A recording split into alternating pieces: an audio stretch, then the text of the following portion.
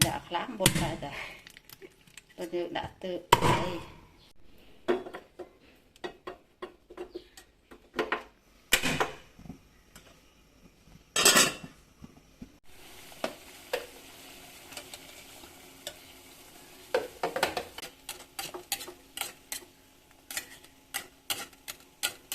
trong chua đi ra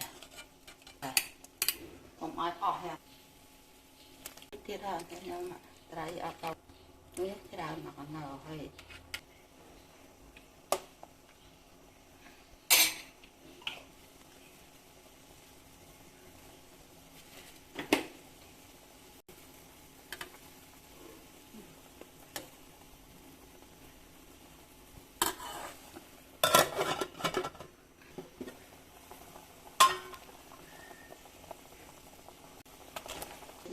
đào